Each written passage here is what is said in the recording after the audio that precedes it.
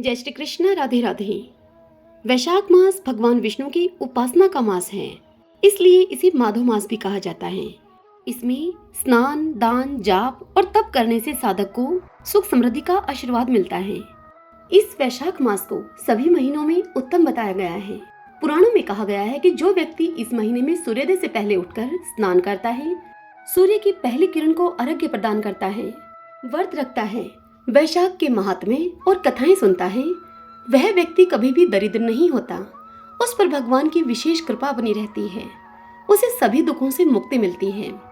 इस मास में जलदान का और छाया दान का विशेष महत्व है। आज की इस वीडियो में मैं आपको वैशाख स्नान की 5 कथाएं सुना रही हूँ।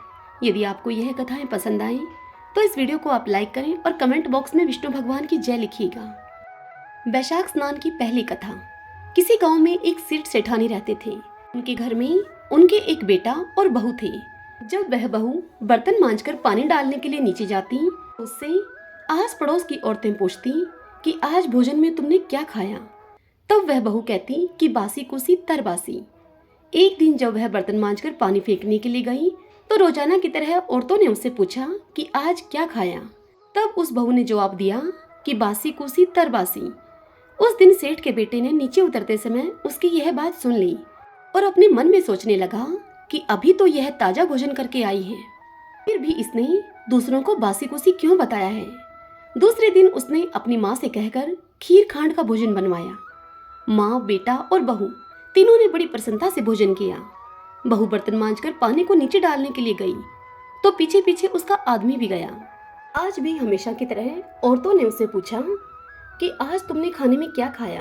तब उसने वही जवाब दिया, बासी कुसी तरबासी। उसके आदमी को यह सुनकर बड़ा गुस्सा आया। वह मन ही मन सोचने लगा कि आज तो इसने मेरे सामने ही खीर खांड का भोजन किया है, फिर भी यह बासी कुसी बता रही है। इसमें क्या रहस्य है। इस बात को समझने के लिए वह रात का इंतजार करने लगा। अब जब रात हुई और वह कमरे में आई तो उसके आदमी ने उससे पूछा कि आज तूने खीर का भोजन किया और फिर भी तुमने पड़ोस की औरतों को बासी कुसी क्यों बताया। तब वह बहू मुस्कुराकर कहने लगी कि यह आपके दादा परदादाओं की कमाई है, तो वह बासी कुसी ही तो हुई।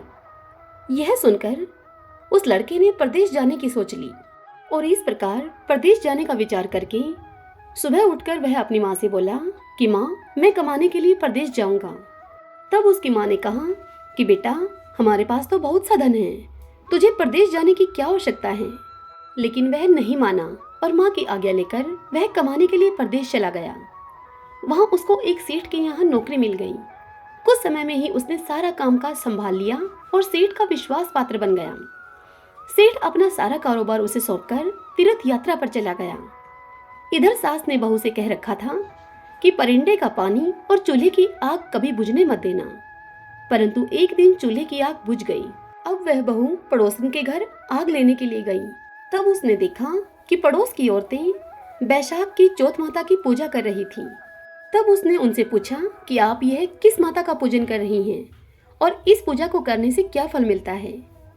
तब पड़ोसन ने कहा कि यह चौथ माता का व्रत है। इस व्रत को करने से स्त्रियों को अखंड सौभाग्य, उत्तम रूप, सुख, गुणवान संतान और बिछड़े का मिलन होता है। तब उसने बताया कि मेरे पति प्रदेश गए हैं, मैं भी चौथ माता का व्रत करना चाहती हूँ, पर मेरी सास मुझे घर से बाहर निकलने ही नहीं देती, तो मुझे कैसे मालूम चलेगा कि चौथ माता का व्रत कब आया। तब उस पड़ोसन ने कहा कि बहू, तुम रोजाना एक डिबिया में 1 दाना गेहूं रखते जाना। जब 30 दाने इकट्ठे हो जाएं, उस दिन चौथ माता का व्रत रख लेना और शाम को चौथ विनायक जी का पूजन करके चंद्रमा को अर्घ देकर फिर खाना खा लेना। साहूकार की बहू को अब चौथ माता का व्रत करते हुए काफी समय बीत गया। चौथ माता ने सोचा कि यदि इसकी नहीं सुनी तो मुझे कौन मानेगा। तब चौथ माता ने साहूकार के बेटे को सपने में जाकर कहा कि साहूकार का बेटा, तू सो रहा है या जाग रहा है। तब उसने कहा कि न सो रहा हूँ न जाग रहा हूँ, मैं तो चिंता में हूँ। इस पर चौथ माता ने उससे कहा कि चिंता को छोड़ और घर जाकर तेरे परिवार को संभाल। तब साहूकार के बेटे ने कहा कि मेरा कारोबार बहुत फैला हुआ है।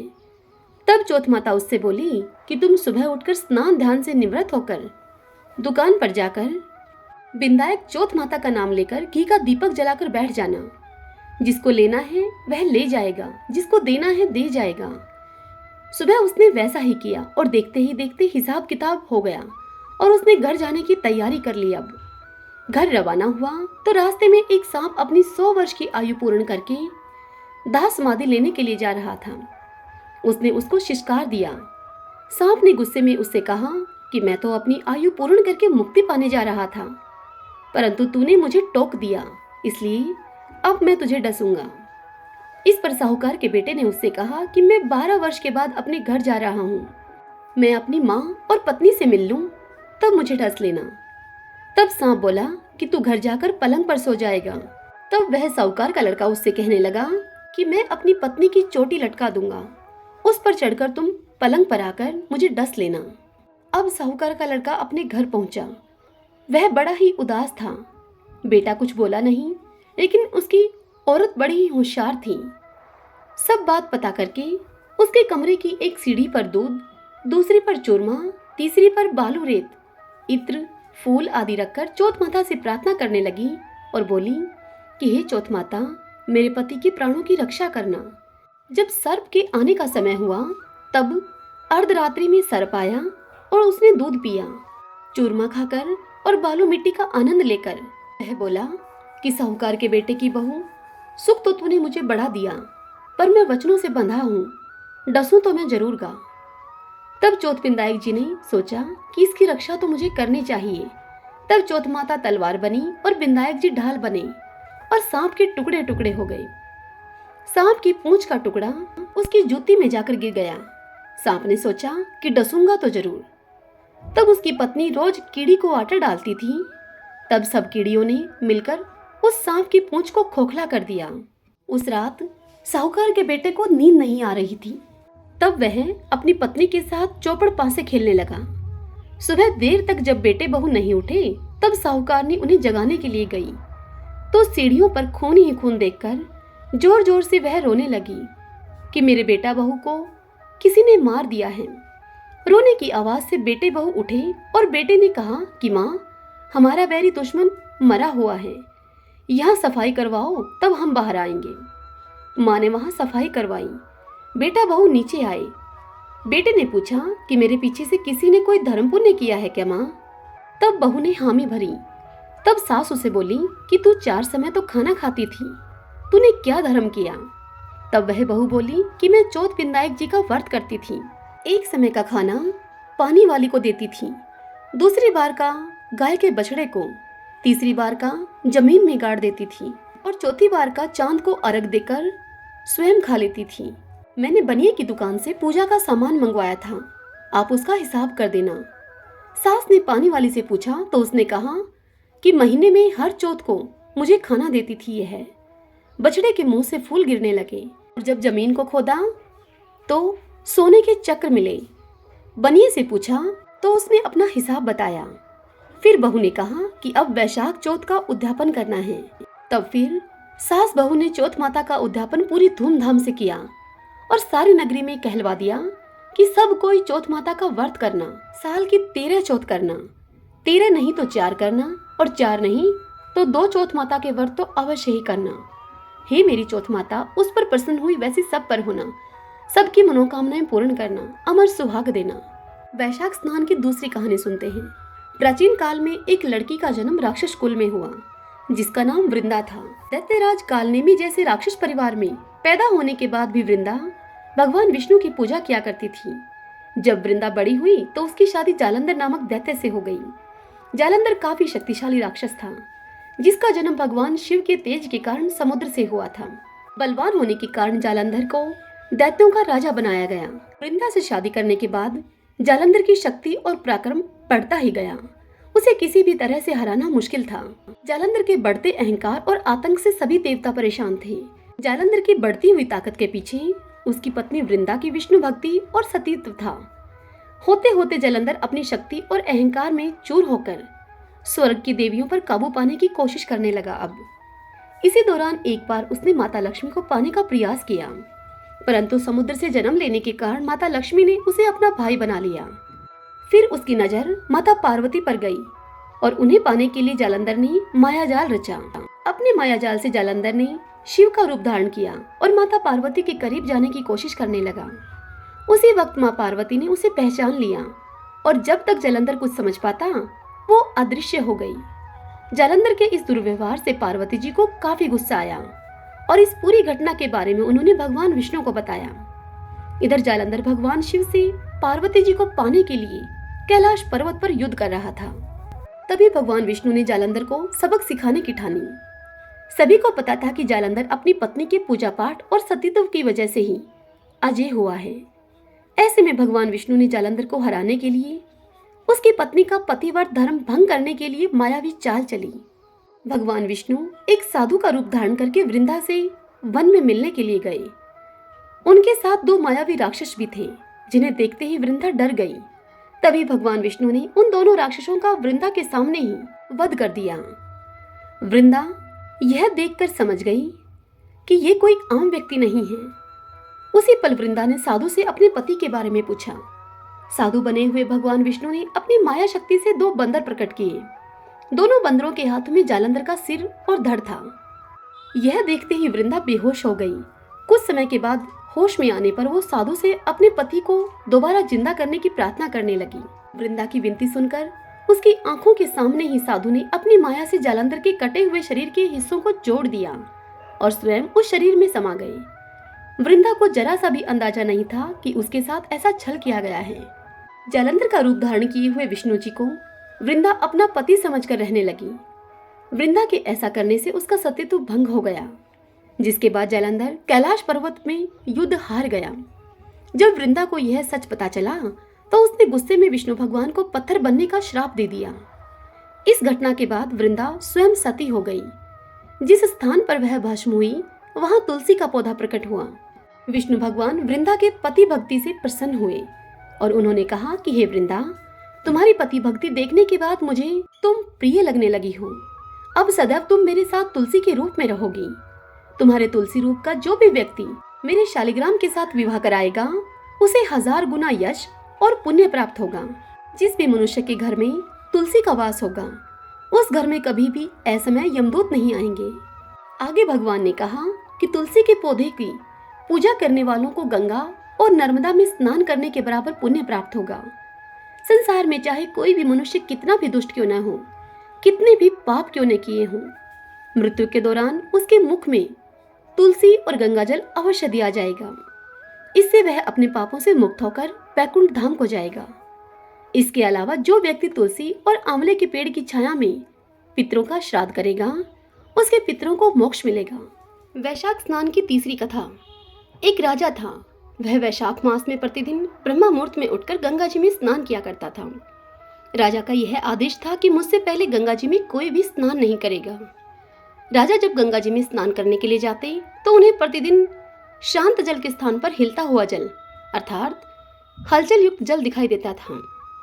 तब राजा को यह संदेह होता था कि निश्चय ही मुझसे पहले कोई प्रतिदिन गंगा जी में स्नान करता है। इसलिए राजा ने नदी के तट पर 2 पहरेदार बिठा दिए। गंगा जी के तट पर एक वृक्ष था।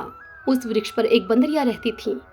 वह बंदरिया प्रतिदिन राजा के स्नान करने से पहले ही गंगा जी में स्नान करके वापस वृक्ष पर जाकर बैठ जाती थी। अब इस प्रकार होते होते पूरा वैशाख मास व्यतीत हो गया, किंतु वैशाख मास के अंतिम दिन राजा के सिपाही ने उस बंदरिया को देख लिया और उसको पकड़कर राजा के पास लेकर गए और राजा से कहा कि महाराज, यह बंदरिया आपके नहाने से पहले प्रतिदिन गंगा जी में स्नान करती है। उधर राजा की यह प्रतिज्ञा थी कि यदि कोई भी स्त्री मुझसे पूर्व गंगा जी में स्नान करती होगी तो मैं उसके साथ विवाह कर लूंगा। इसलिए अब राजा को बांदरी के साथ विवाह करना ही पड़ा। वैशाख स्नान के पुण्य से बांदरी के गर्भ ठहर गया। 9 मास पूर्ण होने पर बांदरी ने राजा से पूछा कि महाराज, शिशु के जन्म के समय मुझे क्या करना चाहिए। तब राजा ने महल में एक घंटी लगवा दी और बांदरी से कहा कि जब तुम्हें दर्द हो तो तुम इस घंटी को बजा देना, मैं संपूर्ण प्रबंध अपने आप कर दूंगा। राजा की अन्य रानियां भी थीं, उनकी कोई भी संतान नहीं थी। बांदरी को गर्भ है यह समाचार जानकर अन्य रानियां मन ही मन उस बांदरी से अब ईर्ष्या करने लगी और भावी संतान का नाश करने के लिए विभिन्न योजनाएं बनाने लगी। घंटी लगी देखकर एक रानी ने बांदरी से इस घंटी का कारण पूछा। तब बांदरी ने संपूर्ण वृत्तांत उसको बता दिया। रानी ने उसे बहकाया और उससे कहा कि शिशु जन्म से पहले इस घंटी को एक बार बजा कर तो देख ले, राजा जी आते हैं या नहीं। बांदरी ने घंटी बजाई। तब राजा दौड़े दौड़े महल में आए और घंटी बजाने का बांदरी से कारण पूछा। इस पर बांदरी ने राजा को उत्तर दिया कि मैंने तो इन रानियों के कहने पर घंटी को बजाया था। तब रानियों ने राजा से कहा कि यह तो पशु है और न जाने कितनी बार यह घंटी बजाएगी। इस प्रकार कहकर उन सब रानियों ने उस घंटी को हटवा दिया। कुछ दिनों के बाद बांदरी के शिशु जन्म का समय आया। तब उसने अन्य रानियों से पूछा कि अब मैं क्या करूं। तब एक रानी ने कहा कि तुम आंखों पर पट्टी बांधकर सो जाओ। बांदरी के वैशाख माह के स्नान के पुण्य प्रताप के रूप में उसे एक सुंदर पुत्र हुआ। शिशु के जन्म होते ही उसके रोने से पूर्व ही अन्य रानियों ने उसे एक टोकरी में रखकर दासी को दे दिया और दासी को यह आदेश दिया कि इस बालक को तुम नदी में बहा कर आओ। और फिर उन्होंने बांदरी के पास शिशु के स्थान पर एक पत्थर को रख दिया। राजा को भी यह कहलवा दिया कि बांदरी ने एक पत्थर को जन्म दिया है। अब यह समाचार जब राजा के पास पहुंचा तब राजा ने संतोष कर लिया और सोचा कि जब दूसरी रानियों की ही संतान नहीं होती तो यह तो बांदरी है, इसकी क्या संतान होगी। उधर दासी ने उस सुंदर शिशु को नदी में न बहाकर कुम्हार के खंदेड़े में रख दिया। दूसरे दिन कुम्हार कुम्हारिन खंदेड़े में आए तो वहां एक सुंदर शिशु को रोते हुए देखा। कुम्हार कुम्हारिन भी निसंतान थे। उन्होंने उस शिशु को अपने लिए भेजी गई भगवान की भेंट माना और बड़े प्रेम से उस शिशु का लालन पालन करने लगे। कुछ बड़ा हुआ वह शिशु, तब बालक को यह ज्ञात हुआ कि वह रानी बांदरी का पुत्र है जिसको रानियों ने मरवाना चाहा था। एक दिन वह बालक कुम्हार के बनाए हुए मिट्टी के हाथी घोड़े लेकर पनघट पर जाकर बैठ गया और दासियों को देखकर वह कहने लगा कि आओ रे मेरे मिट्टी के हाथी घोड़ों, पानी पियो। जब दासियों ने यह बात सुनी तो वह सब हंसने लगी और बोली कि अरे मूर्ख, कभी मिट्टी के हाथी घोड़े भी पानी पीते हैं भला। इस पर उस बालक ने उनसे कहा कि कभी बांदरी के भी पत्थर जन्म लेता है। उस बालक की यह बात उन दासियों ने जाकर महल में अन्य रानियों से कह दी। तब रानियों ने दूसरे दिन विष मिलाकर लड्डू भेज दिए। ईश्वर की कृपा से लड्डू गोंदगिरी और बादाम के हो गए और उन लड्डुओं को खाने से उस लड़के की मृत्यु भी नहीं हुई। यह समाचार जब दासियों ने उस रानी से कहा तब रानी ने राजा से कहकर उस कुम्हार को देश निकाला दिलवा दिया। कुम्हार अब वन में रहने लगा। तत्पश्चात अगले वर्ष चैत्र माह में माता गणगौर के पूजन का दिन आया। तब वह बांदरी का पुत्र 108 करवे और 108 गोली लेकर तथा घड़े में पानी लेकर बगीचे के बाहर बैठ गया। उधर राजा की और साहूकार की पुत्रियां गणगौर बनाने के लिए मिट्टी लेने के लिए आई तथा बगीचे में खेलने लगी और झूमने लगी। इस कारण कुछ समय के बाद उन्हें प्यास लग गई। तब उन्होंने उस बांदरी के पुत्र से जल पिलाने के लिए आग्रह किया। तो उस बालक ने उन्हें कहा कि मेरे पास एक गोली है, उसे खाती जाओ और मेरे चारों ओर फेरी लगाती जाओ, तब मैं तुम्हें जल पिलाऊंगा। इस पर पहले तो कन्याओं ने मना किया, किंतु प्यास ज्यादा होने के कारण वह सब मान गई। इस प्रकार गोली खाने और उस युवक के साथ फेरे लेने से अब वह गर्भवती हो गई। बाद में जब उनके माता पिता को यह ज्ञात हुआ तो वह सभी कुम्हार के पास आए और संपूर्ण वृत्तांत सुनाया और उससे कहा कि तेरे पुत्र ने हमारी कन्याओं से विवाह किया है, अब तुम्हें इन्हें अपने पास रखना होगा। तब कुम्हार ने निर्धन होने के कारण असमर्थता व्यक्त की। तब कन्याओं के माता पिता ने बहुत सारा धन देकर अपनी कन्याओं को कुम्हार के घर विदा किया। अब उस कुम्हार के घर 108 बहुएं आ गई और कालांतर में उनके 108 पोते भी हो गए। कुम्हार ने समस्त नगरी को भोजन हेतु निमंत्रण दिया और राजा को भी बुलवा दिया। राजा के यहाँ से रानी बांदरी के अतिरिक्त सभी भोजन के लिए पधारे। तब राजकुमार राजा की आज्ञा लेकर बांदरी को लेने के लिए रथ पालकी लेकर गया और लाकर सभा में सबसे ऊंचे स्वर्ण के आसन पर उसे बिठाया। राजकुमार ने अपने सभी पत्नियों को यह समझा दिया था कि बांदरी मुझे जन्म देने वाली मेरी माता है। एक एक बहू रानी बांदरी के चरण स्पर्श करती गई और एक एक सोने का सिक्का और पोते को गोद में देती गई। जब राजा और अन्य रानियों ने यह सब देखा तो कुम्हार के पुत्र से इसका कारण पूछा। रानियों को तो संदेह होने लगा था कि यह अवश्य ही बांदरी का पुत्र है। इसलिए रानियां रूठ कर राजा को कहने लगी कि कुम्हार के पुत्र ने हमारा अपमान किया है और बांदरी का यह सम्मान कर रहा है, अतः हम लौटकर जा रही हैं। इधर राजा को पुत्र के जन्म का संपूर्ण रहस्य ज्ञात हो गया था, इसलिए उन्होंने रानियों को देश निकाला दिया और अपने सभी पुत्र वधू और पोत्रों को लेकर महल में आया और राजकुमार का राज तिलक हुआ। कुम्हार कुम्हारिन को राजकुमार ने महल में रहने के लिए निवेदन किया, किंतु वह नहीं माने। तब राजा ने उन्हें ढेर सारा धन दे दिया। वैशाख स्नान का इतना महत्व है तो सबको वैशाख स्नान करना चाहिए। बांदरी ने वैशाख स्नान किया तो उसे राजा का राज्य, पुत्र, बहुएं आदि प्राप्त हुई। हे ईश्वर, जैसे बांदरी को आपने पुण्य दिया, इसी प्रकार हमें भी पुण्य देना। वैशाख स्नान की चौथी कहानी। एक पति पत्नी थे। वह लकड़ी का गट्ठर बेचकर अपना पेट भरते थे। वैशाख का महीना आया, सब लोग वैशाख स्नान करने लगे। तब उसकी औरत भी वैशाख नहाने लगी। वह व्यक्ति जंगल से चुनकर लकड़ियों का गट्ठर बनाकर लाता। तब उसकी पत्नी उस गट्ठर से एक लकड़ी रोज निकाल लेती। वह नियम से वैशाख नहा कर आती, आंवला पीपल को सींचती। ऐसा करते हुए अब उसको 1 महीना हो गया। एक दिन उसके पति घर पर नहीं थे। तब वह बची हुई एक एक लकड़ियों का गट्ठर बनाकर बाजार में बेचने के लिए गई। भगवान का नाम लिया उसने। तब वह लकड़ियां चंदन की हो गई। राजमहल से होकर वह गुजरी तो राजा को चंदन की खुशबू आई। तब उस राजा ने पूछवाया कि इन लकड़ियों की क्या कीमत है, इनकी तुम क्या कीमत लोगी? तब वह बोली कि जितनी आप चाहें दे दें, मुझे तो 5 ब्राह्मण जिमाने हैं, उनको जिमाऊं इतना सामान चाहिए। तत्पश्चात राजा ने नौकरों के साथ 5 ब्राह्मण जिम ले, जितना सामान उसके घर भेज दिया। दाल बाटी और चूरमा ब्राह्मणों को जिमाया और दक्षिणा दी उन्हें। उसे ब्राह्मणों का आशीर्वाद मिला। पति का गट्ठर बिका नहीं तो उसको आने में देरी हो गई। इधर ब्राह्मणों व भगवान के आशीर्वाद से झोपड़ी अब महल में बदल गई। रसोई में 36 पकवान तैयार हो गए। पति गट्ठर बेचकर जब घर आया तो उसे झोपड़ी नहीं दिखी। तब वह पड़ोसन से पूछने लगा कि मेरा घर कहाँ है, मेरी झोपड़ी मुझे दिख नहीं रही है। तब उसकी पड़ोसन बोली कि तुम तो लकड़ियां बेचते रहते हो, तुम्हारी पत्नी स्नान, ध्यान, पाठ, पूजा करती है, ब्राह्मण जिमाती है, बाकी तुम ही जानो। इतने में उसकी पत्नी बाहर आ गई। पति से बोली कि ये ही अपना घर है। पति को बड़ा गुस्सा आया और वह बोला कि तूने चोरी की या फिर डाका डाला, जिससे कि तुझे अचानक इतना धन मिल गया। तब वह कहने लगी कि मैंने तो वैशाख स्नान किया है, बड़ पीपल को सींचा है, उसी का फल भगवान ने मुझे दिया है।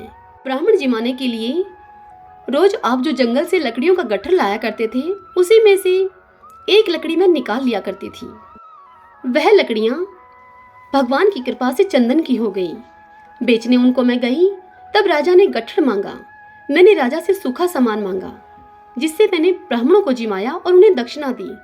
ब्राह्मणों ने मुझे आशीर्वाद दिया, उसका फल भगवान ने हमें दिया। तब पति को यह तसल्ली हुई। दोनों पति पत्नी ने साथ में भोजन किया, महलों में वास किया। हे भगवान, जैसे उन पति पत्नी के आपने भंडार भरे, वैसे सबके भरना। खोटी की खरी, अधूरी को पूरी जानना। वैशाख स्नान की 5वीं कहानी। सूरज भगवान रोज उठते और जग में प्रकाश देने के लिए चले जाते। एक दिन भगवान को लगा कि राणा दे सूखती चली जा रही है। तब उन्होंने राणा दे से पूछा कि तुम्हारे मन में क्या है? तब राणा दे उनसे बोली कि मेरे मन में खीर खांड के भोजन की इच्छा है।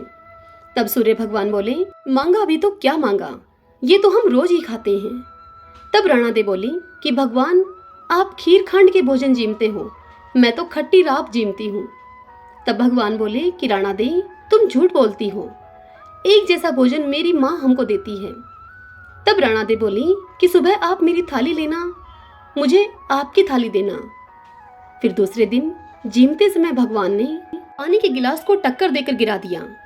तब उनकी माताजी बोली कि तुम मत उठो, मैं दूसरा गिलास भरकर देती हूँ। माताजी गए। इतने में भगवान ने थालियां बदल ली।